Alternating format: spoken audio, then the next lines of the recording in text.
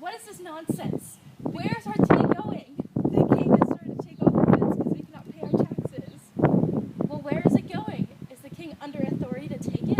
Yes, he is, because we're the colonies and we can't pay them anymore.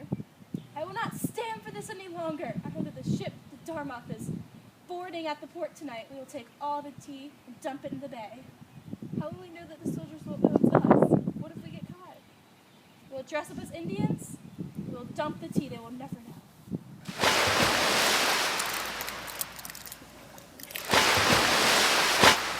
Your Majesty, the olive branch petition from the colonies. What?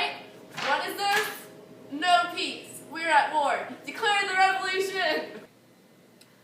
I was born on February 22nd, 1732 in Westmoreland, Virginia. I was the eldest of 6 kids. I was homeschooled from age 7 to 15. I was schooled in a former aspect of a colonial culture.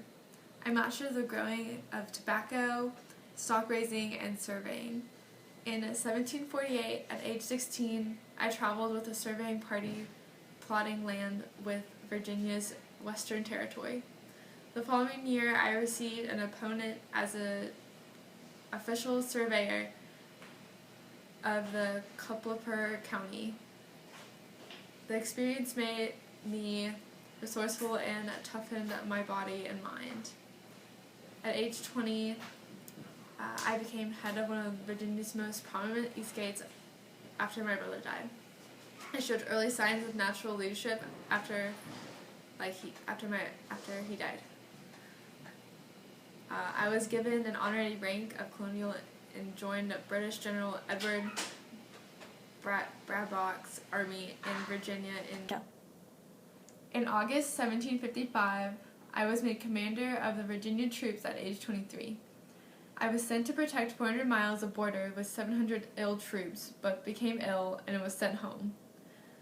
In 1758, I returned to duty at another expedition to capture Fort de Quins. In December of 1758, I resigned commission and returned to Mount Vernon. After a month leaving the army, I married my wife, Martha. We had 2 kids, Jackie and Martha. I love them both, but Martha died before the Revolution, and Jackie died during it. From my retirement from the Virginia military until the start of the Revolution, I devoted myself to the care and development of the land holdings and attending the rotation of crops, managing livestock, and keeping up with the latest scientific advances. I was very good at planning during the Revolutionary War. It seemed that I was always one step ahead of the British and General Cornwallis. During the Battle of Long Island, the British defeated the Americans. I led my troops excessively away from that and to their fort for protection. But when we went back, the British surprise attacked us from the back, and luckily I was in the back, and I managed to get most of my troops out. The one thing that I often did was send out fake orders to my troops and hope that the British would hear or find out about my orders, and that we would surprise the British, and me and my troops could attack the British. I was born December 31st in 1738 in London. I had a privileged life, and I was able to pursue a military career. I studied at Cambridge, and I joined in the army in 1757.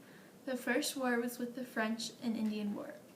I started as a staff officer and then became a captain. When I returned home, my father had died. After my father's death, I became head of the house. I became responsible for my brothers and my sisters. I was elected to the House of Lords and Commons. I marched my troops south and was unsuccessful in dislodging Washington. Washington's troops attacked the British at night at Princeton. General Clinton blamed me for the defeat at Princeton. Tension and blame was created between them during the rest of the war. I defeated Washington's army in the Battle of Brandywine, Germantown at Fort Mercer. I had smart and tricky tactics during the Revolutionary War. I was able to outsmart Washington and his troops many times during the war. I was unsuccessful a few times, and one of them was at the Battle of Trenton. and Washington and his men were able to attack my troops without my knowledge. After that happened, I felt defeated, and I decided to go home and take a break from the war. Here I announce on this day, July 4th, 1776, that the colonies be free from British rule. We are at last a free nation. No more taxes on our tradable items. I declare this day as Independence Day, and we will forever remember this day of the remembrance of what the American Revolution consisted of. Now let us sign the Declaration and bring forth all the rights of a person should have. First, natural rights should be given. Let us not forget that everyone should have life, liberty, and property. We should also grant a fair trial by jury. I, Thomas Jefferson, sign the Declaration of Independence. I, John Adams, will sign the Declaration of Independence. I, Ben Franklin, will sign the Declaration of Independence. Freedom for all. Freedom! The Battle of Bunker Hill took place overlooking Boston on June 16, 1776. On the first day of the battle, the Americans had no choice but to withdraw because they ran out of ammunition. The Battle of Trenton took place in New Jersey on December 25th, 1776. The battle was a physical and moral victory for the Americans. There was a severe casualties for British and 1,000 British captured. The Americans shot down the British from the houses. Huge turn for American army and the military.